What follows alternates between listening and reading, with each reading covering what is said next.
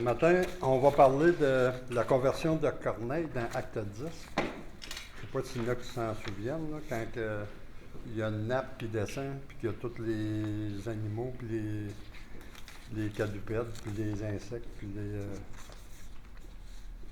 les animaux sont dessus, en tout cas. C'est cette histoire-là. Puis moi, où est-ce que je vais en venir avec ça, c'est que moi, quand j'étais jeune, on m'a appris que, mettons, comme les apôtres, là, les 11, là, eux autres, ils ont connu Jésus, fait que c'était du monde, après avoir connu Jésus, il était rendu parfait.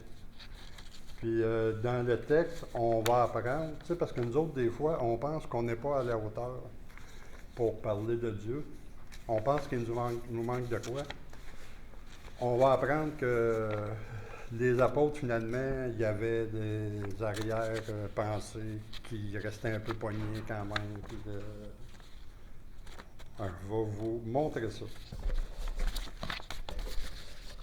Puis là, maintenant, je vais vous parler de Pierre. Il ne faut pas oublier que Pierre, il a été avec Jésus pendant son ministère.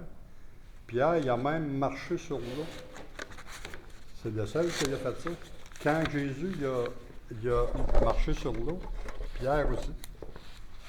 Pierre, il a fait un petit bout, puis à un moment donné, il a comme calé. Tout le monde se souvient de ça. Fait que je vous lis Acte 10, à partir du verset 10. Là, on parle de Pierre. Pierre, il a monté sur son toit, en tout cas, là, pour prier. Puis là, il a eu faim, fait qu'il voulait manger. Il a demandé à ce qu'on lui prépare à manger. Là, il a vu le ciel ouvert, puis un objet semblable à une grande nappe attachée par les quatre coins qui descendait et s'abaissait sur la terre, et où se trouvaient tous les quadrupèdes, les reptiles de la terre, les oiseaux du ciel. Une voix lui dit, « Lève-toi, Pierre, tue et mange. » Là, Pierre, il a dit, « Non, Seigneur. » Vous voyez comment il est, Pierre? « Non, Seigneur, car je n'ai jamais rien mangé de souillé ni d'impur. » Et pour la seconde fois, la voix se fit entendre à lui. « Ce que Dieu a déclaré pur, ne le déclare pas impur ou comme souillé. » Fait que ça, c'est arrivé 3 fois. Puis la nappe, le Seigneur, il a dit, « Tue et mange. » Si moi je dis que c'est pur, c'est pur. Fait que là, Pierre, il se demandait bien ce qui se passait avec ça. Puis en passant, Pierre, il habitait chez un tanneur, c'est quelqu'un qui tanne les peaux. Mais c'est un juif. Le tanneur, c'est un juif. Puis par les juifs, un tanneur, c'est un métier qui était impur. À cause qu'il touchait à des animaux morts. Parce qu'il prenait la peau. Il devait l'enlever de sa bébite. Là. Puis là, il fallait qu'il la traite, puis qu'il la tanne. Fait qu'au moins, Pierre, on voit là qu'il avait commencé à changer quand même. Parce qu'avant, je pense qu'il serait jamais allé là. Fait que là, en passant,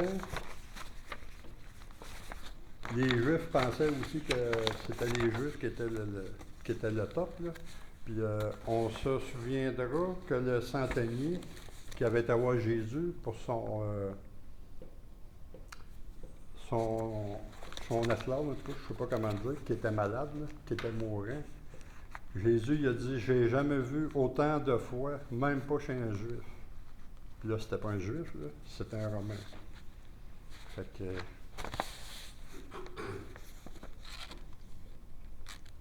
que là, après ça, Pierre, il y a des gens de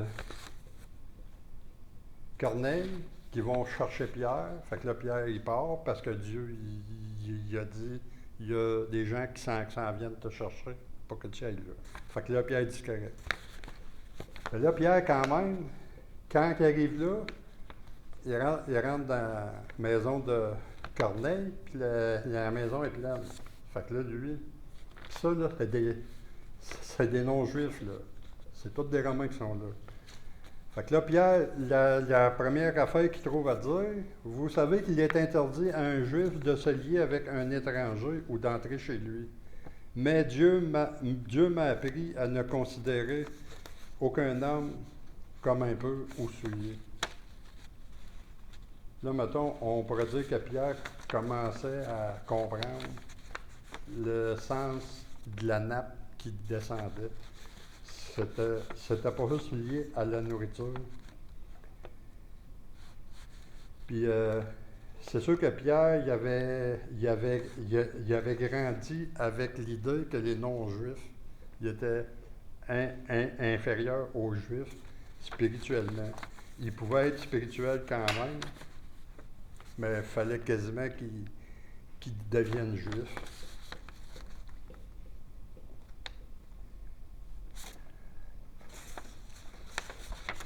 Après ça, là Pierre lui parle de Jésus, puis, tu sais, bon, qu'est-ce que Jésus est venu faire, puis tout, là.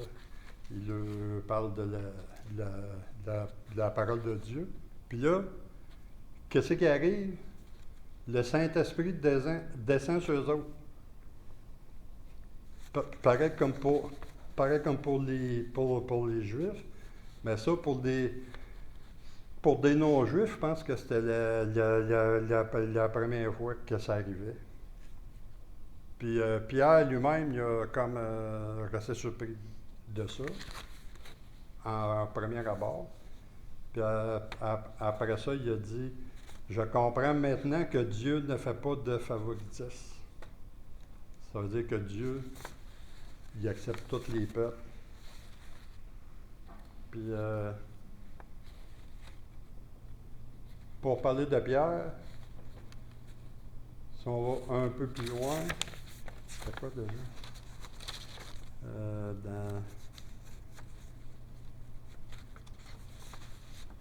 Ah, je ne l'ai pas noté. C'était quoi le passage déjà? Galate. Oui, Galate, OK. Dans le livre de Galate, ça se passe après ça. On voit que Pierre, il a quand même son éducation qui revient parce que Paul, il reprend Pierre, puis il lui dit, en gros, qu'est-ce qu'il dit, c'est quand tu es avec des non-juifs, tu vas t'asseoir avec eux autres, puis tu parles avec eux autres, puis tu manges avec eux autres. Mais là, quand il y a des Juifs qui arrivent, tu vas t'asseoir avec les Juifs parce que tu ne veux pas rester avec les non-Juifs pour ne pas te faire juger par les Juifs. Puis même, il dit, merci de m'en souvenir par cœur, il dit, comment veux-tu que les non-Juifs vivent comme des Juifs, alors que toi qui es juif, tu essaies de vivre comme un non-juif. En tout cas, quelque chose de même. C'est un peu... 2:11. Hein? Galate 2:11. Galate 2:11. Ouais, je pourrais peut-être le lire, juste pour emmener ça comme il faut. Galate.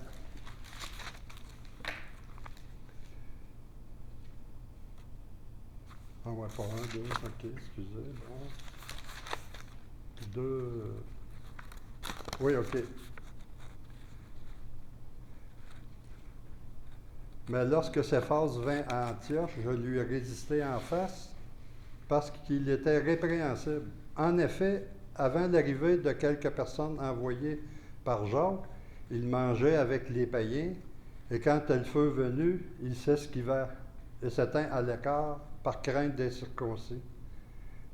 Avec lui, les autres Juifs usèrent aussi de dissimulation, en sorte que Barnabas même fut entraîné par leur hypocrisie. Ça va loin, hein? C'est comme un effet de groupe. Voyant qu'il ne marchait pas droit selon la vérité de l'Évangile, je dis à Céphas, en présence de tous, si toi qui es juif, tu vis à la manière des païens et non à la manière des Juifs, pourquoi forces-tu les païens à judaïser? Fait que, mettons, c'est pas mal tout ce que je voulais apporter. Puis où est-ce que je voulais en venir avec ça, c'est que moi, le premier, des fois, ça serait le temps d'apporter la parole à du monde. Puis là, ben, quand on va voir dans la Bible, puis qu'on a appris dans la vie qu'il y en a qui étaient meilleurs que nous autres, des fois, on peut bien avoir peur. On peut bien se penser inférieur à d'autres. Ben, on voit que Pierre lui-même qui a dit à Jésus, jamais va te suivre jusqu'à la mort, puis qu'il l'a renié 3 fois tout de suite après. Puis à un moment donné, il a dit à Jésus, c'est pas vrai, tu vas aller à la croix. Jésus, il a dit, tasse-toi de là, il faut que j'y aille. Fait que même quelqu'un qui était comme Pierre, Dieu s'en est servi beaucoup, là, très fortement, parce qu'on le voit dans la Bible. Fait que c'est ça que je voulais vous apporter un matin, une petite pensée. Fait que merci Seigneur pour qu'est-ce que tu es venu faire sur la terre. Parce que des fois, quand on a des amis dans la vie, on se fait dire qu'il ne faut pas les prendre pour acquis. Mais je pense que ton amour que tu as pour nous autres, ça, on peut le prendre pour acquis jusqu'à la fin de nos jours. Amen. Amen.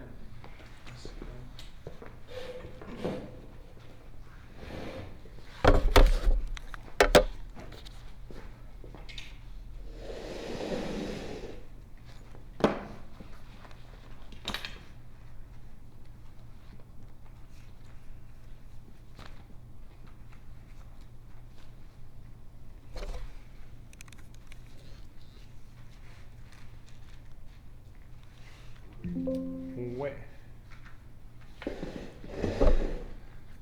OK. Super. Fait que c'est une bonne introduction à mon message, Dan. Merci. Merci, mon ami. Les passages qu'on va couvrir aujourd'hui, on ne va pas tous les lire. Ça va être dans Actes 10, 1 jusqu'à 11, 18. Donc, c'est un gros chapitre et demi qu'on va regarder. Ce serait à lire à la maison si vous voulez avancer plus dans ce sujet-là. Le titre de mon message, Surmonter la culture, suivre Dieu sans exception. Puis, on va voir aujourd'hui que Dieu prend des initiatives avec nous. Il va en avant. Il va en avant, puis il a besoin de te changer, me changer, en vue de faire des changements. Donc, il va d'abord me changer, puis ensuite de ça, il va faire un changement avec d'autres personnes. On voit, ça fait plusieurs messages qu'on voit comment Dieu il dirige par le livre des Actes. On voit que Dieu dirige de toutes sortes de manières. On en a élaboré à peu près 10 depuis quelques semaines avec la nativité de Jésus. Fait qu'on va voir diverses manières que Dieu conduit. Le focus de mon message aujourd'hui va être que Dieu prend une initiative pour confronter notre culture, la manière dont j'ai été élevé, la manière dont je pense à moi-même et aux autres dans le monde. Dieu va venir confronter comment j'ai été élevé seulement, si ça va à l'encontre de l'Évangile et ça pourrait nuire à ce que Dieu veut faire au travers de moi. Hein? Fait que, donc, il va confronter la culture, il va préparer des rencontres. Est-ce qu'on n'a pas besoin des fois, soit on va à une entrevue pour rencontrer un client ou un boss ou n'importe quoi, des rencontres difficiles, surtout faire une amende honorable, aller demander pardon à quelqu'un. Ça, c'est quelque chose qui se perd dans notre culture. Je vais aller rencontrer cette personne-là, j'ai vraiment besoin que le Seigneur il soit avec moi là, parce que je vais avoir besoin de vraiment que Dieu prépare le cœur de l'autre puis mon cœur. Fait qu'on va voir que Dieu prépare des rencontres, que Dieu prend l'initiative aussi pour prévenir des conflits plus tard. Il va faire quelque chose maintenant dans nos vies pour prévenir des conflits qui risquent de surgir. Puis le passage d'aujourd'hui dans le livre des Actes est probablement le passage le plus important du livre des Actes. Il y a vraiment un pivot. Quand on joue au basket, on appelle ça le pied de pivot. C'est le pied qui doit toujours rester en contact avec le sol, sinon tu es considéré comme ayant marché avec le ballon. Mais c'est le pied de pivot. Tu peux retourner à Acte 10 si tu es au chapitre 1, puis quand tu es au chapitre 28 aussi, il y a quelque chose qui se passe. Parce que dès le chapitre 1, il y a cette idée, vous allez aller par toutes les nations, puis Dieu va répandre plein de petites communautés qui s'appellent les églises, puis il va les répandre. Ah, je ne vais pas trop bouger, parce que là, Sylvain, il va rusher. Ben oui, Ben, tu peux y aller. Fait que, mais je vais essayer de quand même rester plus statique. Donc, c'est un verset qui est central. Le thème, donc, c'est l'initiative de Dieu qui vient confronter la culture, préparer des rencontres, prévenir des conflits, puis aussi une affaire qu'on va remarquer, respecter les mandats. Il va y avoir une voix à un moment donné, tantôt ça va être l'Esprit qui va venir dans le cœur, qui va dire de quoi à Pierre. À un moment donné, c'est une voix qui parle à Pierre. À un moment donné, c'est une vision. À un moment donné, c'est un ange qui apparaît, mais c'est toujours le strict minimum. Genre comme quand, vous savez, Daniel, quand il a prêché sur le fait que Philippe a vu l'eunuque, il savait qu'il fallait qu'il marche en arrière d'une charrette. À un moment donné, il savait qu'il fallait qu'il aille comme un temps. Mais dès le moment où il savait qu'est-ce qu'il avait à faire, là, il n'y avait plus de direction divine. Puis on va voir que les anges, dans l'histoire, ou même le Saint-Esprit, ils n'évangélisent pas à la place de Pierre. Puis c'est à nous autres que Dieu a donné ce rôle-là. On va voir que les temps changent, les cultures changent, puis Dieu aussi change. Pas lui, mais il change sa manière d'agir avec les hommes. Dans la Bible, on appelle ça des dispensations. Il y a été un temps où Dieu, c'était bon pour les Juifs de manger certaine nourriture et pas d'autre nourriture. C'était même crucial pour la survie de ce peuple-là. C'est le fait qu'ils ont mangé un régime assez strict, donc pas de ci, pas de ça, qu'ils disaient on ne peut pas manger avec les païens ou avec les gens de d'autres nations. Puis à force de ne pas manger avec, qu'est-ce qui arrive? Il y a une distance qui se donne. Et Dieu voulait que son peuple soit séparé de parmi tous les peuples. Il y était un âge où il fallait que le peuple juif reste pas mélangé avec les autres, parce que c'était de la descendance d'Abraham que devait naître le Messie. Mais si le peuple juif ne se serait pas marié avec le peuple juif, puis il aurait marié avec plein d'étrangers, qu'est-ce qui aurait arrivé finalement avec la lignée du Messie? Ça n'aurait pas été possible. Donc, il y était un temps où, même quand il était des bergers là, en Égypte, c'est comme les Égyptiens, ils les avaient en horreur, fait qu'ils ont tous mis comme à Goshen, tu sais. Mais même ça, ça l'a servi à faire un peuple qui était à part. Mais là, dans l'histoire qu'on voit aujourd'hui, ça ne rend plus une faveur. Ça rend plus une faveur que d'avoir un régime strict. Parce que les Juifs ne s'assoyaient pas avec des gens qui avaient mangé des animaux impurs, parce que les gens qui avaient mangé des animaux impurs étaient impurs. Et donc, si j'allais manger avec quelqu'un qui avait mangé un animal impur, j'étais impur. Il y avait toute cette idée de s'asseoir à la table puis de se corrompre. Donc, on va voir que Dieu, il y a des âges qui changent, il y a des manières d'agir que Dieu change, puis la loi de Moïse a été abolie à la croix. Lorsque Christ a été crucifié, la loi de Moïse est terminée, et l'affaire des animaux impurs et des animaux purs, ça n'existe plus. On va voir ça. Je l'ai dit tout à l'heure, mais il y a différentes rencontres dans ces passages-là. Il y a des rencontres avec un ange aux habits resplendissants. Il y a une voix, il y a l'esprit, il y a des messagers qui viennent. Il y a la famille de gars qui s'appelle Corneille, que Ben nous a présenté, et ses employés. Une maisonnée pouvait avoir jusqu'à 125 personnes qui habitaient dans une maisonnée. Donc, quand on dit un homme et sa maison, là, il y avait les ouvriers, les serviteurs, il y avait du monde là-dedans. Là. Fait que ça pouvait être une très grosse maisonnée. Et donc, on voit la famille, les employés de Corneille. Puis on voit des rencontres, la plupart, elles sont agréables, mais il y en a qui ne sont pas agréables des rencontres pas agréables, justement, où ce que Dieu doit préparer ça. Et on voit des apôtres, des rencontres avec les apôtres, puis avec des Juifs qui se disent des circoncis. J'ai dit que c'était la section la plus importante d'Actes parce que Dieu prend une initiative, celle d'aller vers les païens, vers les gentils. À date, ça a été quasiment une affaire de Juifs, cette affaire-là. On voit Philippe, à un moment donné, qui est allé chez les Samaritains. C'est le plus proche que ça s'est approché des non-Juifs. Mais là, on parle d'un Romain qui est non circoncis, effectivement. Corneille qui est non circoncis. J'aimerais attirer votre attention lorsque vous lirez le texte, combien de fois les gens sont en prière. Oui, Dieu prend des initiatives, puis c'est mon premier point, je pense. Hein? On va aller à la prochaine A7A, parce qu'il faut que le clic soit vraiment dans cette Fait que ça, c'est mon thème, je l'ai dit déjà. Peut-être juste rappeler un petit peu que dans mon dernier message que j'avais fait, Pierre était en voyage. Ici, c'était à peu près une journée et demie, 2 jours de marche. Il était allé à Joppa, puis la plupart des gens de ces villes-là avaient été sauvés parce qu'il y avait des gens qui avaient été guéris. Je ne sais pas s'il n'y a pas une résurrection là-dedans, je ne me rappelle pas, mais il y avait... non, c'est les gens étaient guéris. Fait qu'il y a énormément de gens ici qui ont été sauvés durant ce voyage-là. Puis Pierre, juste se rappeler que Pierre est en voyage présentement. Puis Jérusalem est en paix depuis que Saül s'est converti, puis est devenu Paul. La paix est comme revenue à Jérusalem. C'est comme si les Juifs, ils disaient, les chrétiens, on les tolère, puis on les pourchasse plus. Paul avait été jusqu'à Damas. Il avait dépassé la Samarie, il avait dépassé la Galilée, puis il était allé jusqu'à Damas pour chasser les chrétiens. Puis c'est là que Paul s'était converti. Puis là, c'est un temps de paix, mais bientôt, ça va être un temps de persécution encore. Et Pierre et Jacques vont mourir dans les prochains chapitres. Fait que il y a quelque chose qui sommeille encore. Fait qu'il est à Joppa, il est loin de chez lui.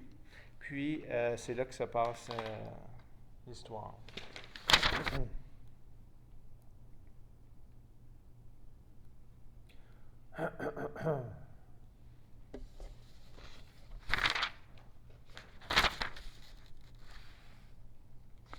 Les hommes sont consacrés à la prière. Verset 3, c'est écrit vers la 9e heure. M. Corneille vit clairement dans une vision un ange de Dieu qui entra chez lui et lui dit « Corneille ». Donc Dieu prend une initiative, mais pas chez n'importe qui. Des gens qui sont en prière. Le deuxième jour, le lendemain, qu'est-ce qui est écrit? Sur l'heure du dîner, Pierre s'ennuie un peu, il a faim, ça gargouille ici, puis il se dit, je vais aller monter sur le toit, là, puis je vais aller prier. Et pendant qu'il prie, c'est là qu'il se passe, une voix lui dit, lève-toi, Pierre, sacrifie et mange. Ça, c'est le chapitre 10, verset 9. Puis l'initiative de Dieu, encore une fois, qu'est-ce qu'on voit au chapitre 10, verset 44? Pierre est en train de prêcher, puis qu'est-ce qu'on voit? Des gens qui s'étaient comme préparés. Corneille avait dit à sa famille, ses employés, venez, Pierre, il y a un gars qui s'appelle Pierre, il va nous raconter les paroles de Dieu. Donc, qu'est-ce qui se passe? Il y a des gens qui sont soit en prière, soit en train d'attendre pour quelque chose que Dieu va faire. Et le texte dit, comme Pierre prononçait encore ces mots, le Saint-Esprit descendit sur tous ceux qui écoutaient la parole.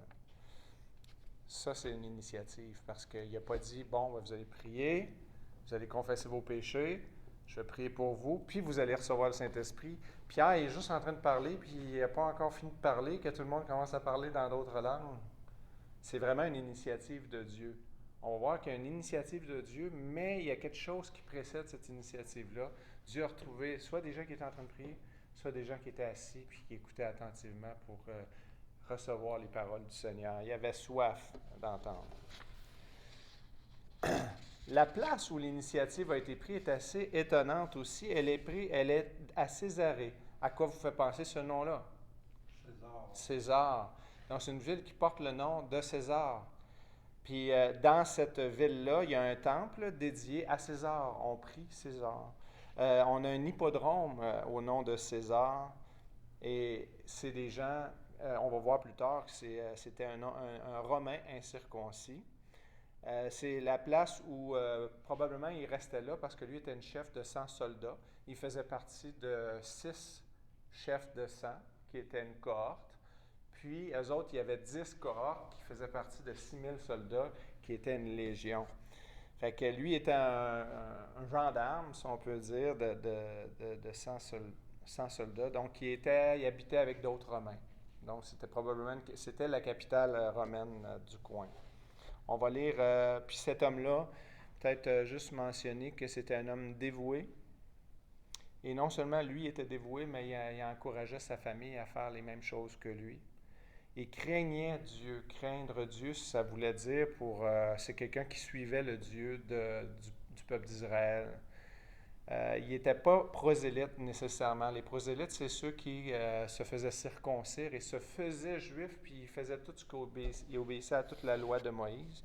mais il honorait Dieu au point que le moment où il était en prière, c'est le moment à 3 heures de l'après-midi où on priait au temple aussi. C'est comme il dit, je peux pas, je suis à quelques jours de marche de là, je peux pas aller, mais à 3 heures, c'était l'heure de la prière. 9 heures le matin, 3 heures l'après-midi. Et donc, c'était un homme qui craignait, dans le sens de respecter le Dieu des Juifs. C'est un homme qui était généreux aussi. Le texte nous dit qu'il était généreux, puis il faisait des offrandes aux pauvres. Et c'est un homme qui priait en tout temps. On pourrait dire que c'est un soldat de la prière. Dans la façon que Luc le dit, c'est vraiment tout le temps. Puis souvent, Luc, dans ses récits, il va parler des gens qui prient tout le temps. Il va parler de Anne ou de Siméon. Dans les récits de Luc, Luc est attiré par des gens pieux. Et ça se traduit comment? Pour Luc, quand il dit pieux, c'est synonyme, c'est des gens qui prient tout le temps. On va lire les versets 1 à 8. Il y avait à Césarée un homme appelé Corneille qui était officier dans la troupe romaine appelée la cohorte italienne. Il était pieux et craignait Dieu avec toute sa maison. Donc pas juste lui, sa maison aussi. Il donnait beaucoup d'argent au peuple et ne cessait de prier Dieu.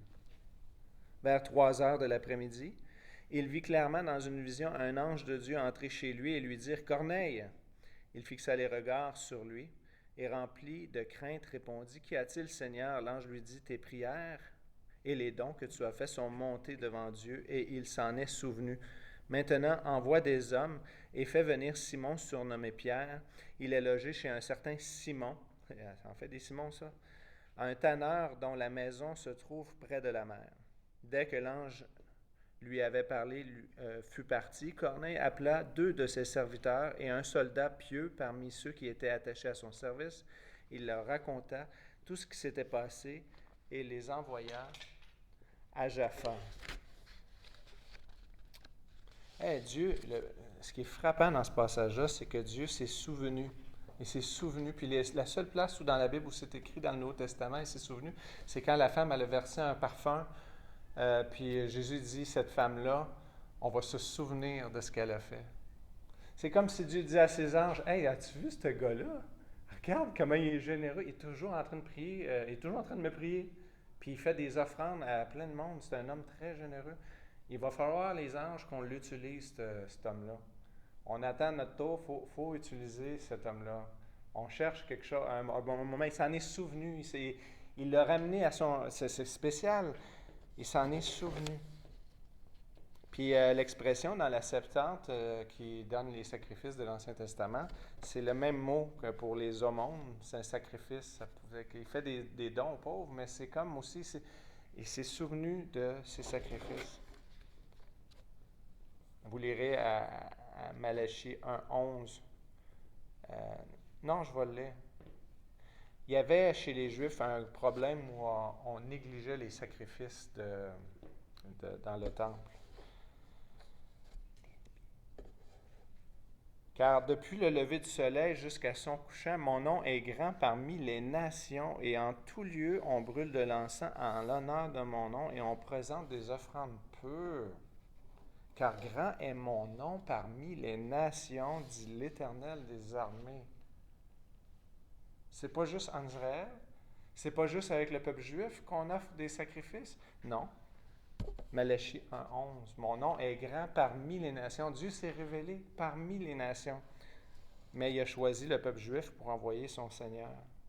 Tu sais, qui est dans la gang? Les Juifs, c'était pas compliqué, c'est nous. Nous, on est dans la gang de Dieu. Les autres, c'est du bois pour le feu de l'enfer. Quand un païen ou un gentil naît, le ciel pleure. C'était comme ça qu'un Juif, tu disais, Ben, sa culture avait pris les promesses de Dieu, les avait déformées au point que c'était eux l'alliance. Mais ce n'était pas une alliance pour les autres. Là. C'est pas « je bénirai toutes les nations au travers de toi », c'est « je bénirai ta descendance ». Eux autres, ils ont retenu ça. Fait qu'eux autres, il y avait les alliances. Puis Jésus l'a dit, le salut vient des Juifs. Puis il n'y a pas tort, Jésus, quand il dit ça. Le salut vient des Juifs. Mais si on va dire que Philippe, c'est un Juif. Là, je dis, Philippe, je te donne un gâteau, puis il y a 10 parts sur ce gâteau-là, OK? Mais je veux que tu manges la première part, puis tu vas tellement être convaincu que tu vas partager la part aux 10 autres personnes qui sont ici. Là, je t'habilise un peu. Là. Je suis en train de te dire que tu es quelqu'un qui va non seulement prendre le morceau de gâteau, mais je fais une caricature qui est le contraire de toi. Tu manges tout le gâteau, puis tu dis, ah, le gâteau est pour moi. Et non seulement tu prends le premier morceau, mais tu gardes le reste du gâteau. Le peuple juif au temps de Jésus, c'était comme ça. Okay? Mais le plan de Dieu, c'était plutôt que Philippe prenne le premier gâteau, le premier morceau, puis il dise, waouh, ça c'est à partager, puis que Philippe aille puis le distribue. Encore une fois, c'est une caricature qui est contraire à ta personne, c'est pour ça que je l'ai pris, parce que je sais que tu ferais le contraire. Ben, c'est ça le peuple juif. Le peuple juif pense qu'ils sont la fin de la révélation, sont le but pour lequel le Messie est venu, ou en tout cas. Fait que même chez les chrétiens, il y a pourquoi Dieu sauverait les païens? C'est une affaire de juif, cette histoire-là. Donc, il y a vraiment. Dans le fond, la question, c'est qui est in, qui est dedans, puis qui est out. Puis on va voir, j'ai dit tout à l'heure que c'est un des passages les plus importants du livre d'Actes. Satan voulait détruire la petite Église en excluant les gentils. Okay? Et qu'est-ce qui aurait arrivé si Dieu n'aurait pas confronté ça dans la culture? L'Église aurait été juste une affaire de juifs. Aurait été juste une affaire de juifs, puis l'antisémitisme ou l'anti-juif l'Église serait tombée dans victime de ça. Et on va voir que au chapitre 15, là, il y a tellement de non-croyants, des gentils, donc c'est des gens qui ne sont pas de nationalité juive, qui entrent dans le royaume de Dieu, que les gens disent « Ah, il faut qu'il se fasse circoncire, il faut qu'il se fasse juif. » Puis comme Ben disait, Pierre aussi, Pierre, c'est pas nécessairement qu'il disait non au Seigneur parce qu'il était rebelle au Seigneur, mais il pensait que Dieu il faisait un test. Puis il disait « Fais ce que tu n'as pas le droit de faire, parce que tu n'avais pas le droit. Tu n'avais pas le droit de manger des animaux impurs. C'était interdit par la loi de Moïse. » Fait que c'est comme si à chaque fois qu'il dit non, il pense qu'il est en train de passer le test. Il est en train de passer le test. Puis à un moment donné, Dieu dit non, c'est pas un combat, Pierre, qu'il faut que tu mènes. Pierre a coupé l'oreille d'un soldat dans le jardin parce qu'il a fait un combat qui n'était pas le sien. Quand Jésus lui a dit je vais aller à la croix, non, tu n'iras pas, over my dead body, il va falloir qu'on me tue là, pour que tu ailles à la croix. Moi, non. Mais il faisait souvent le mauvais combat. Et si Pierre, c'est pas lui qui aurait reçu l'ange, s'il n'aurait pas été confronté, lui, il aurait fait partie de ceux qui s'opposent. Parce qu'on voit dans l'histoire de Galate que même quand il y avait ce qu'on appelait les chiens. Les chiens, c'était ceux qui, dès que Paul allait dans une ville, ils passaient en arrière pour ravager l'œuvre de Dieu. Et qu'est-ce qu'il faisait? Il allait rectifier les fautes doctrinales de l'apôtre Paul, entre guillemets. Paul, il disait, on est sauvé par grâce, pas besoin de se faire circoncire pour faire partie du peuple de Dieu. Vous pouvez juste rentrer, vous êtes des gentils, vous n'avez pas besoin de suivre la loi de Moïse. Eux autres, ils passaient tout de suite après, puis ils venaient ravager la récolte, ils venaient manger la récolte, et Paul va les appeler des chiens.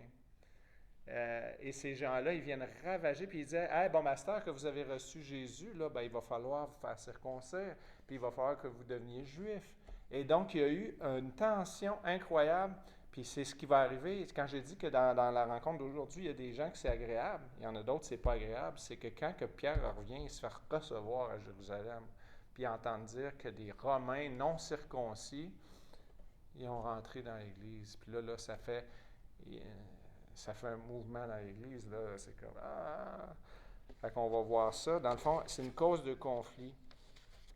Puis c'est beaucoup des lettres du Nouveau Testament sont pour but de ramener, surtout Galates. Galates, c'est un des livres où ce que ça dit « Hey, c'est par grâce qu'on est sauvé, là. C'est pas par la loi de Moïse. » Il fallait que les Juifs apprennent que la croix avait amené une rupture dans l'histoire où Dieu, maintenant, n'agissait plus en fonction de la loi de Moïse, mais la loi de Christ, qui était les enseignements du Nouveau Testament, que nous, on a aujourd'hui dans le Nouveau Testament. Aussi, il y a eu Paul qui s'est opposé beaucoup à l'Église et les Juifs étaient contre l'Église.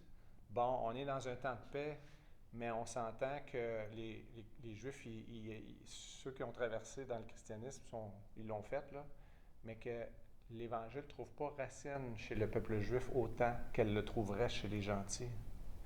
Fait que là, les Juifs, ils ont peur, quoi? Ils ont peur, hey, si c'est les gentils, les Romains, tout ça qui se convertit, qu'est-ce qui va arriver avec l'Église?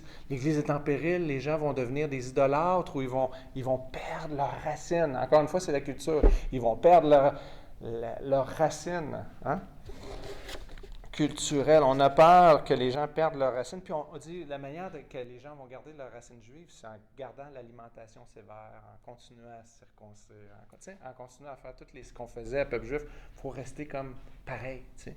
Et donc, il y avait vraiment une menace ici. Et ceux qui seront un adversaire, ce sont ceux qui sont les circoncis ou les chiens que j'ai nommés tout à l'heure. Mais si les apôtres, ils font quelque chose pour... Ah ben ok, on voit que les Juifs, là, ils sont off. On va se tourner vers les non-Juifs, parce que les Juifs sont off. Ça aurait été... Si Pierre aurait paru organiser un changement, ça aurait juste causé un conflit encore plus grand dans l'Église. Puis on va voir que c'est le fait que Dieu est venu mettre son gros doigt qui est venu prévenir des conflits. Un de mes objectifs aujourd'hui, c'est être prêt dans la prière, laisser Dieu prendre l'initiative, puis laisser Dieu gérer des conflits.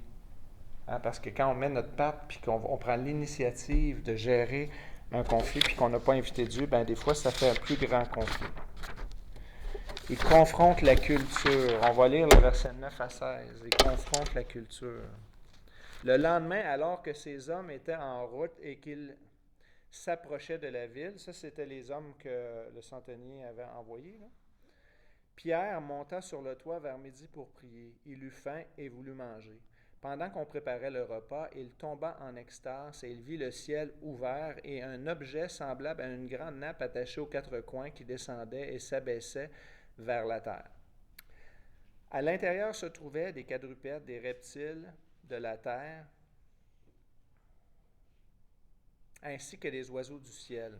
Une voix lui dit « Lève-toi, Pierre, tue et mange, ou sacrifie et mange. » Mais Pierre dit « Certainement pas, Seigneur, car je n'ai jamais rien mangé de souillé et d'impur. » À nouveau, pour la deuxième fois, la voix lui parla « Ce que Dieu a déclaré de pur, toi, ne le considère pas comme impur. » Verset 16. Cela se produisit 3 fois et aussitôt après, l'objet disparut dans le ciel. C'est la même expression qui est utilisée dans Acte 1:11 quand Jésus est descendu, puis il est remonté dans les cieux. Hein? Donc, la nappe est retournée dans les cieux. C'est à l'heure de midi.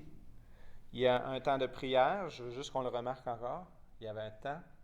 Ce n'était pas le temps officiel de la prière. C'était un temps parce que c'était sur l'heure du dîner. Dans la Bible, parfois, il est demandé de faire des choses illégales parce que Dieu veut enseigner quelque chose. Dans le cas actuel, il veut lui montrer que la loi de Moïse, ce n'est pas illégal parce que c'est terminé. Il n'y a plus de loi. La loi n'existe pas. Mais il y a eu... Abraham, Dieu lui a demandé de tuer son fils dans Genèse 22. Finalement, il a dit non, on ne fait pas ça. Marier une prostituée dans Osée 1:2. Le prophète devait marier une prostituée dans Osée 1:2 et se promener tout nu. Ésaïe 20, versets 2 et 3. Il a fallu que Ésaïe se promène tout nu pour illustrer un propos. Vous irez le lire. Il y a toujours une leçon ou quelque chose à apprendre suite au geste qui a été posé. Et dans le cas actuel, la vision de cette nappe-là, tue et mange, puis l'astinage qu'il a pour montrer qu'il veut être loyal à la loi, mais il est loyal à la mauvaise loi. Mais il est loyal, au moins il est loyal. Pierre, c'est souvent un demi, tu sais. Ah, c'est beau qu'il ait coupé l'oreille du soldat, mais c'était pas le bon moment. Ben là, c'est pas le bon moment de suivre la loi de Moïse. Fait que, il y a une signification, il y a une leçon. Et il faut vraiment que ça devienne clair que les chrétiens ne sont pas des gens qui doivent suivre la loi de Moïse, faire le sabbat, respecter telle règle, respecter telle fête. Puis si les chrétiens n'ont pas compris ça, ils sont encore dans une autre ère. C'est la femme, là, les robes longues, il y a plein de règles là, des fois qui sont tirées de l'Ancien Testament. Puis les gens ne savent juste plus dans quelle époque ils sont, en fait, quand ils agissent comme ça. Dans le Nouveau Testament, l'alimentation est considérée comme tout est bon parce que c'est Dieu qui l'a créé, même les viandes sacrifiées aux idoles. La personne s'en va, puis elle fait un culte à une divinité, puis elle coupe la gorge d'un animal. Ben, hey, les Juifs, c'est sacrifier à une idole. Fait qu'à un moment donné, il va arriver un genre de compromis. Ils vont dire, même les gentils ne devraient pas manger des viandes qui ont été sacrifiées aux idoles. Juste, c'était pour ne pas être une offense pour ceux qui avaient un scrupule plus grand parce que ça avait été offert à un autre Dieu. Il y en a d'autres qui disaient, ouais, mais Dieu, c'est Dieu qui l'a créé. Dieu l'a créé. Peu importe à quoi qu'ils l'ont destiné, moi je le prends, puis je rends grâce à Dieu quand je le prends. Et tout est sanctifié par la prière. Mais en Acte 15, ils vont dire, regarde, on ne fera pas de chichi. Il faut aussi penser à notre prochain. Si Gilles a un problème avec la boisson, je ne vais peut-être pas prendre de boisson quand que je vais être avec Gilles. Pas parce que je n'aurais pas la liberté de le faire, mais par amour pour Gilles, je prendrai soin de ça. Pour pas que lui, après, il prenne sa caisse de 24 quand je suis parti, puis il continue à trinquer. Fait qu'il y a cette idée de l'amour aussi qui est là. Mais ça, c'est une autre histoire. Au verset 28, quand il rentre chez Corneille, il dit, « Vous savez, leur dit-il, ce qui est défendu à un Juif de se lier avec un étranger ou d'entrer chez lui, mais Dieu m'a appris à ne regarder aucun homme comme souillé et impur. » Fait qu'il a fallu qu'il voie la nappe, il a fallu qu'il y ait cette confrontation avec Dieu, puis que finalement, quand la nappe a disparu, qu'est-ce qui est arrivé? Il s'est écrit qu'il était perplexe. C'est le même mot qui est utilisé dans Acte 2 quand les gens ont commencé à parler en d'autres langues, puis les gens étaient perplexes parce qu'ils les entendaient parler dans leur propre langue. Fait qu'on a donc cette réflexion-là. Puis j'aimerais juste attirer votre attention. La vision, il n'a pas tout dit. Il a juste parlé de bouffe. Il n'a pas parlé de gens. Il a juste parlé de bouffe. Mais Pierre dit, c'est vrai que quand on ne mange pas avec quelqu'un qui mange des aliments un peu, parce que lui est un peu, puis quand on mange avec lui, on est un peu. Fait qu'il a fait tout le lien. Puis la parole de la voix qui venait, c'était « ne déclare pas ». Il ne dit pas « ne déclare pas les animaux purs quand Dieu les a impurs quand Dieu les a déclarés purs ». Il dit « ce que Dieu déclare pur, ne les déclare pas impurs ». Fait que ça peut être autant des gens que des animaux. Et la leçon qu'il a appris, on voit que quand il l'a dit,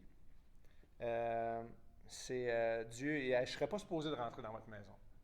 Je vous dis, là, je ne serais pas supposé être ici, là, puis en train de vous parler, parce qu'un juif ne rentre pas dans la maison d'un non-juif. Mais Dieu m'a appris. Dieu a fait un travail en moi. Avant qu'on ait une rencontre ensemble, Dieu devait faire un travail dans mon cœur pour que je sois capable de vous rencontrer puis continuer à faire ce que j'avais à faire.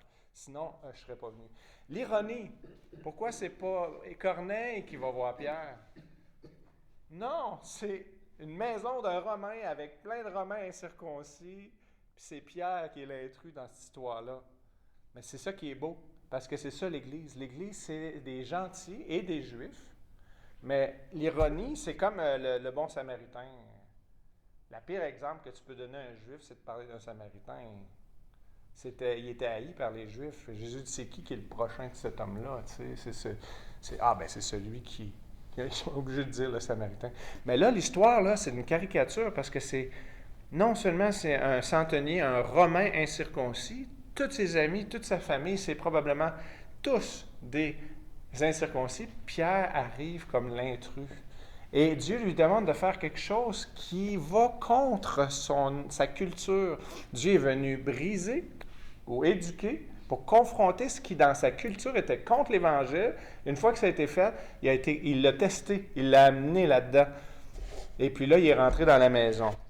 Ça, c'est vraiment spécial. Puis la réponse, quand il en parle un peu plus tard, au chapitre 11, verset 12, on va le relire tout à l'heure, mais là je vais juste le citer. « L'Esprit me dit de partir avec eux sans hésiter. » Les 6 hommes, puis dans l'original, c'est sans discriminer, sans faire de... Même si c'est des gentils, tu les suis, tu les laisses te guider. Ça, j'ai trouvé ça intéressant. « Les 6 hommes que voici m'accompagnèrent et nous entraînâmes dans la maison de Corneille. » Ça, là, cette situation-là, elle est essentielle. Qu'il y ait 6 personnes avec lui, c'est essentiel. Parce que personne ne va dire « Ah, c'est Pierre là, qui a changé la loi de Moïse. C'est Pierre qui veut qu'on ne fasse plus la loi de Moïse. » Non. Écoutez bien comment ça s'est passé. J'ai vu une nappe. On a négocié ensuite de ça. Il y a une autre vision.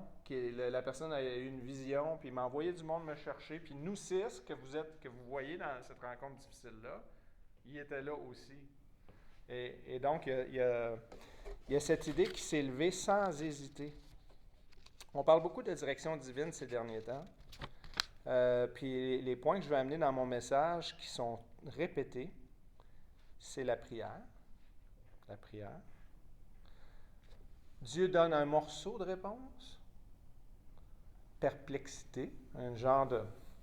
Qu'est-ce que ça veut dire, ça? Réflexion sur ce que tu as vu. Puis poser des questions aussi. Quand les trois hommes sont venus puis qui ont dit « Pierre, y habites-tu ici? » Lui, il a répondu « Oui, c'est moi. Pourquoi venez-vous? » Pourquoi il ne dit pas « Ah, j'ai une vision, je savais qu'il fallait venir me chercher. » Puis là, ben, j'ai entendu une voix qui m'a dit qu'il fallait que je vous suive. Non. Garde ça pour lui. Il dit « Pourquoi vous êtes ici? » Pose des questions. Quand il rentre chez Corneille, au verset 29, qu'est-ce qu'il dit? Il dit « Moi, Dieu m'a dit de venir ici. Maintenant, qu'est-ce que vous voulez? » Il repose la question. Vous savez, lorsque Dieu nous dirige, lorsque Dieu te dirige, ça ne lie que toi. Okay? Mais Dieu dirige par son esprit. Mais ça ne lie que toi. Ça veut dire, si je dis à Ben, Dieu m'a dit qu'il fallait que tu me vendes ta maison, ça ne lit que moi. OK? Là, c'est un mauvais exemple parce que je suis un pasteur, puis ça paraîtrait vraiment mal. Là. Mais qu'est-ce que je pourrais dire qui ne paraît pas si mal? En tout cas, ça paraît vraiment mal. Bien, tant mieux. Je suis lié, juste moi. On va dire que c'est juste moi. Maintenant, qu'est-ce que Dieu, lui, a mis dans son cœur? Hey, j'ai eu un rêve, là, Sébastien, il faut que je te donne ma maison. C'est un exemple, là. Hey, je suis enregistré en plus. Quelle honte. Je compte ces principes-là, mais il y a des fois où ce que Dieu va vraiment dire, rencontre cette personne-là. Tu vas vraiment, ça va venir sur ton cœur, mais ça lie que toi. Si tu dis à l'autre, Dieu m'a dit qu'il fallait que je te rencontre, tu lis l'autre. Qu'est-ce qui est arrivé? Corneille Dieu a fait un travail. Qu'est-ce qui est arrivé dans Pierre? Dieu a fait un travail, puis il les a préparés. Qu'est-ce qu'il avait besoin à Corneille d'être préparé? Toute la famille était là, tout le monde était à pointe, tu sais, assis sur le bout de leur siège pour dire « Dis-nous ce que Dieu te dit de nous dire. » Les autres, ils étaient dans une attente. Il y avait cette préparation-là qui était là. Et du côté de Pierre, il y avait une discrimination, une éducation, il y avait des traits de caractère qui devaient dire « Oui, tu es un combatif. Bravo que tu es un combatif, mais tu ne combats pas le bon combat. » Laisse faire la loi de Moïse. C'est terminé la loi de Moïse. Dieu a déclaré que les animaux étaient purs. Il déclare qu'ils sont purs. Fait qu'il y avait comme une préparation. Quand Dieu nous conduit et nous parle, on réfléchit, mais on ne lie pas les autres avec ça. C'est notre direction à nous. C'est ce qu'on pense que Dieu nous a demandé de faire nous, mais on ne dit pas à tout le monde, Dieu m'a dit que tu le fais tout simplement, puis laisse l'autre. Toi, qu'est-ce que tu as dans ton cœur? Qu'est-ce que vous avez? Moi, j'ai dans mon cœur qu'on devrait, en tant qu'Église, faire ça dans le corps. Vous autres, vous avez quoi dans votre cœur? Qu'est-ce que Dieu vous a donné en tant que don, en tant que ministère? Qu'est-ce que vous autres, vous avez dans votre cœur? On ne réussit pas la vie des autres au travers de nos visions. On réussit notre vie. Ce que Dieu nous montre, on réfléchit là-dessus, puis ça nous lie nous. Moi, si j'ai une vision là, de quelque chose, Dieu me touche bien gros là, dans quelque chose dans ma vie présentement, puis j'écris à quelqu'un sur Facebook, WhatsApp, n'importe quoi, puis l'autre, il me donne exactement le verset sur quoi Dieu est en train de me parler. Là, je suis comme, mais est-ce que je vais commencer à prêcher là-dessus puis dire, il faut que vous fassiez tout ça? Non, cette parole-là me lie moi. Elle me lie moi. Donc, quand on fait attention au Dieu m'a dit, c'est que souvent, Dieu m'a dit que tu vas marier telle femme. Ah oui, c'est drôle que Dieu ne me l'ait pas montré à moi, que Dieu te montre à toi. Donc, on croit que Dieu, il dirige, mais on pose des questions. Pourquoi vous êtes ici? Pourquoi vous êtes venu? Puis quand il est rentré, pourquoi vous voulez que je sois là, dans le fond? Il sait très bien, Pierre, pourquoi il est là, mais il pose des questions. On a vu dans Galates, j'arrive tranquillement à l'application de mon message. Dans Galates, on a vu que les chiens vont passer. Puis qu'est-ce que Pierre faisait? Dans le fond, à Antioche, on s'entend qu'à Antioche, ce n'est pas des Juifs qui sont là, mais il y a des Juifs, quand il y a des Juifs qui arrivent de Jérusalem, ils veulent faire circoncire, il y a cette idée-là, fait que quand ils viennent, ils ne se tiennent pas avec les païens, comme vous autres, là, les païens. Yark. Ouais. Les circoncis, on veut pas qu'ils soient choqués, fait qu'on veut que tout le monde soit content, fait qu'on va manger on s'en va au café Ferniante avec les judaïsants, mais on ne se tient pas avec. Et là, Paul dit, j'ai confronté Pierre. Pierre, qui avait eu la vision des nappes, et je l'ai confronté dans son hypocrisie. Imaginez ce gars-là, il était avec le Seigneur, il était, comme tu disais, Ben, c'est un apôtre, donc qui avait beaucoup d'expérience, il avait failli souvent, mais il était devenu de plus en plus meilleur, mais encore là, même après la vision des nappes, il est encore répréhensible. La Bible a dit que quand une personne est en direction d'une église ou même diacre dans une église, c'est des hommes qui doivent être éprouvés d'abord et enseignés à exécuter leur ministère ensuite. Pour les anciens, c'est écrit qu'ils devraient être éprouvés aussi et pas être des nouveaux convertis. Donc, autrement dit, il faut qu'il y en ait mangé des non, fais pas ça comme ça, fais ça comme ça. Être repris, être toutes sortes d'opportunités qu'on aurait de suivre le diable finalement, ou tomber dans un de ses pièges, dire j'ai transgressé la parole là, dans cette histoire-là. Donc, les hommes et les femmes de Dieu doivent être éprouvés et exercer leur ministère ensuite. Puis une des manières que Dieu va éprouver, c'est comme Pierre. Pour moi, Pierre, la vision des nappes, c'est une épreuve. Il est confronté par rapport à son éducation, il est confronté par rapport à sa manière qu'il aurait fait les choses habituellement. Puis là, il est amené à être le serviteur que Dieu veut de lui. Fait que vous avez, si vous voulez voir les qualificatifs des ouvriers, c'est 1 Timothée 3 puis Tite 3. Vous allez voir dans chacun les pièges du diable pour ceux qui sont dans le ministère.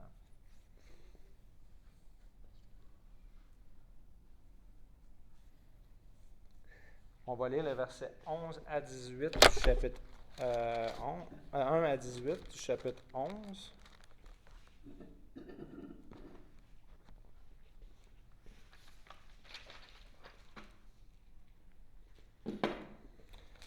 C'est comme une unité que faut que tu le laisses avec l'histoire de.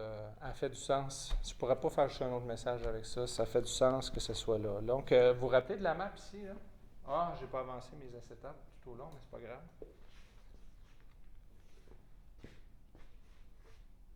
grave. Donc, on est à Césarée. Jérusalem est ici. Donc, Pierre revient. Il revient. Les apôtres et les frères étaient en Judée, apprirent que les non-juifs avaient eux aussi fait bon accueil à la parole de Dieu.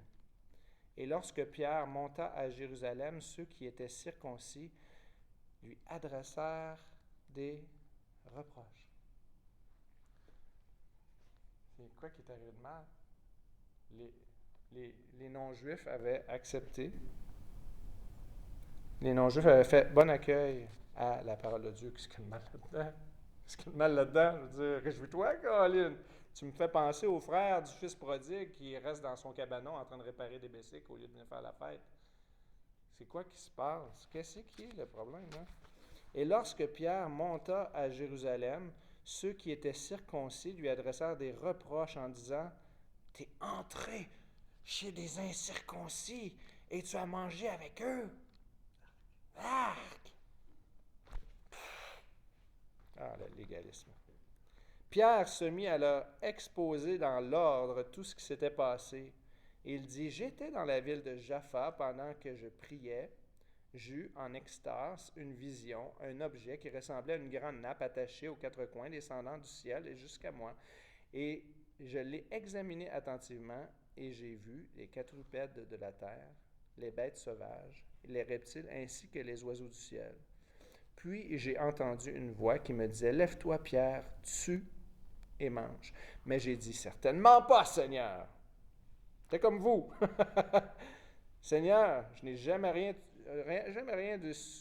d'impur au-dessus n'est entré dans ma bouche. Pour la deuxième fois, la voix s'est fait entendre du ciel. Ce que Dieu a déclaré pur, ne le considère pas comme impur. Cela est arrivé 3 fois, puis tout a été retiré dans le ciel. Silence radio. Et voilà qu'à l'instant même, 3 hommes envoyés de Césarée vers moi sont arrivés à la maison où j'étais. L'Esprit m'a dit de partir avec eux sans hésiter. Les 6 frères que voici, hein, ici, là, tu vois, ils étaient là, ils étaient avec moi à Jaffa. Ils m'ont accompagné et nous sommes entrés dans la maison de Corneille, témoin, très important. Dieu a pris l'initiative et a préparé des conflits potentiels. Il était assis sur une bombe, Pierre. Cet homme nous a raconté comment il avait vu l'ange se présenter à lui dans sa maison. Hein? On ne rentre pas chez un non-juif. Ah non, les anges, oui. C'est fort, là. Ici, c'est fort, là. Nous, on ne rentre pas, les anges, oui. C'est très fort, l'ironie ici, là. Envoie quelqu'un à Jaffa et fait venir Simon-Pierre surnommé Pierre. Simon surnommé Pierre. Il dira un message par lequel tu seras sauvé, toi et toute ta famille. Et lorsque j'ai commencé à parler, le Saint-Esprit est descendu sur eux, comme sur nous au début. Ces gens-là, ils écoutaient le message, puis quand ils ont su que Jésus était le juge, puis qu'il venait pardonner les péchés, ils n'ont pas dit « Je veux croire, je m'avance en avant, prie pour moi ». Non, ils l'ont cru dans leur cœur. À ce moment-là, ils ont reçu le Saint-Esprit. C'était assez... comme j'étudiais avec Ben, il dit ça, c'est une des choses qui a convaincu Pierre le plus. Et je pense que c'est ce qui a convaincu le plus aussi ceux qui veulent semer le trouble ici, qu'on est dans un terrain complètement... Pierre n'a pas pris d'initiative, il a juste suivi, puis c'est Dieu qui était à l'œuvre. Fait qu'au verset 15, « Lorsque j'ai commencé à parler, le Saint-Esprit est descendu sur eux comme sur nous au début. » Vous rappelez-vous? En Acte 2, vous étiez là. « Hey, Jean-Claude, Ginette, François, vous rappelez-vous? Vous étiez là, vous autres aussi. » Il s'est passé la même affaire avec eux qu'avec nous. Et là, c'est comme si, ouais, c'est l'initiative de Dieu. Si Dieu est bâti, pourquoi est-ce qu'on prendrait la chance de combattre contre Dieu? Hein? Mais c'est quand même pas le clou dans le cercueil pour ces gens-là. Et je me suis souvenu de cette parole du Seigneur, Jean a baptisé d'eau, mais vous serez baptisés du Saint-Esprit. Puisque Dieu leur a accordé le même don qu'à nous qui avons cru au Seigneur Jésus-Christ, qui étais-je, moi, pour m'opposer à Dieu? Tu veux que je fasse quoi? Dieu, il fait quoi? Pourquoi moi j'irais contre Dieu? Verset 18, après avoir entendu cela, ils se calmèrent. C'était pas drôle, là. C'était pas drôle. Il y avait les Juifs, les non-Juifs avaient accepté la parole et c'était pas drôle. Il dit qu'il était fâché. Ils étaient fâchés. Ouais, ils étaient fâchés, ils se sont calmés puis ils ont dit ouais. Dieu est en train de faire quoi? Leur offrir d'aller dans leur culture et dire votre culture, il y a quelque chose qui est pas bon. Pourquoi tu ne te réjouis pas de ce que les païens rentrent dans l'Église? C'est quoi qui, dans ta culture, t'empêche de te réjouir de ça? Et là, ils l'affrontaient. Dieu a donc aussi accordé aux non-juifs la possibilité de changer d'attitude et d'avoir la vie. Donc, ce matin, on a vu que le passage, l'histoire, c'est le pivot de l'Évangile des Actes, la bonne nouvelle des Actes. Donc, c'est le pivot, c'est là que tout fait que nous, on est là, bon, on est des non-juifs, c'est correct, l'Église, c'est non-juif. Ouais, c'est parce que nous, on est après. Mais avant, c'était une grosse crise. Ce matin, j'ai dit que Dieu est intéressé à vous changer, à te changer pour les changements qu'il veut faire éventuellement. Dans ta vie, il va y avoir des changements qui vont être faits, mais Dieu va prendre le soin de te changer et faire une initiative en toi pour ensuite qu'il y ait des changements autour de toi. Moi, je vous pose la question, qu'est-ce que Dieu est en train de travailler comme changement dans votre vie? Qu'est-ce qu'il est en train de travailler dans votre vie?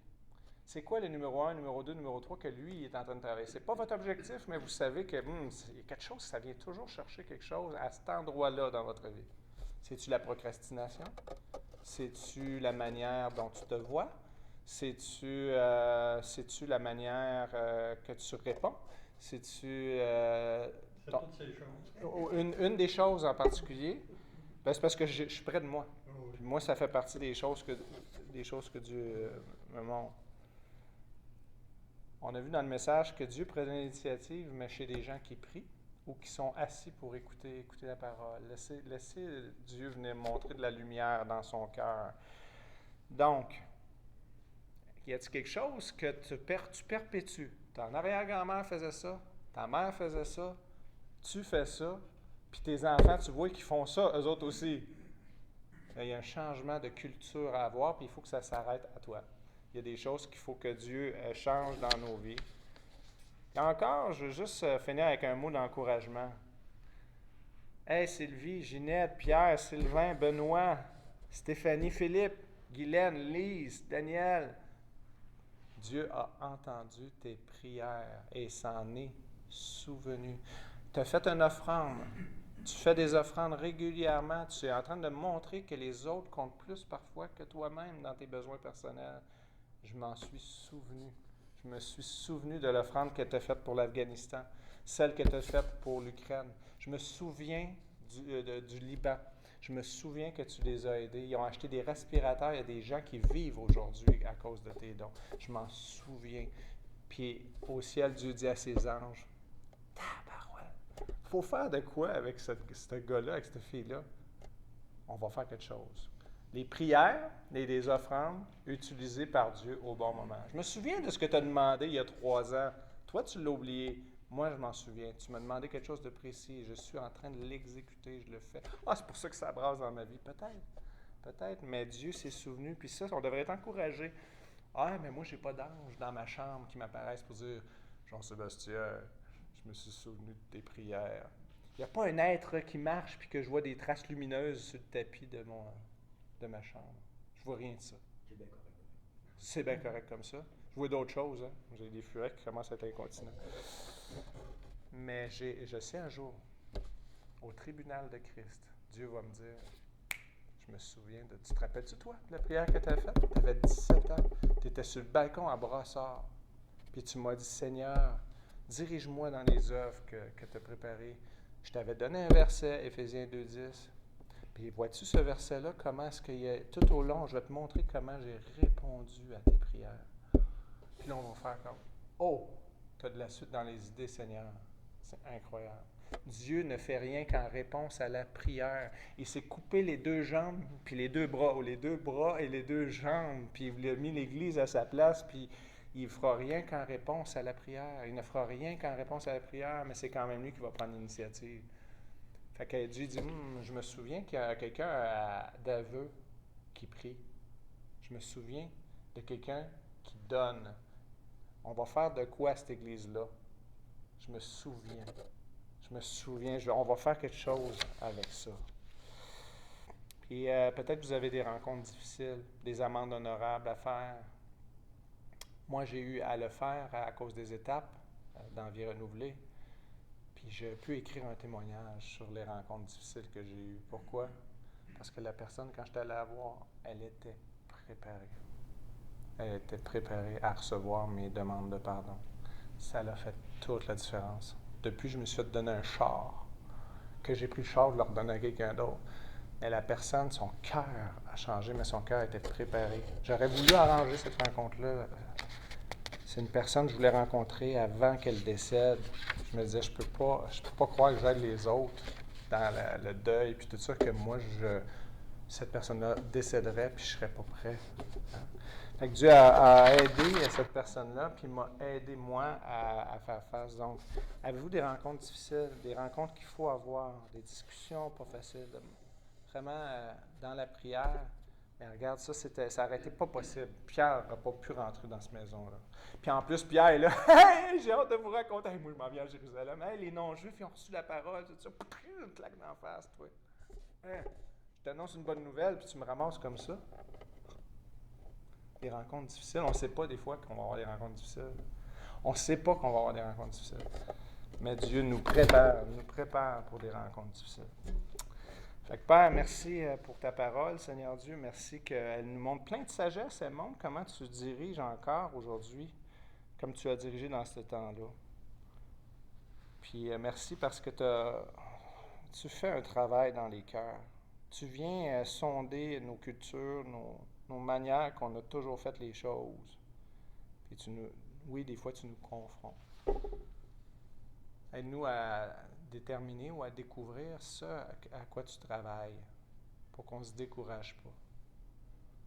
Viens nous encourager en nous rappelant que tu écoutes nos prières. Puis, merci que tu ne mets pas les anges à notre place pour évangéliser, parce que c'est à nous que tu l'as demandé. continue à faire ton bon travail d'amener des gens à la connaissance de Jésus. Amen. Que Dieu vous bénisse. À Saint-Michel, on va juste vous mettre sur l'écran pour vous saluer. Puis on va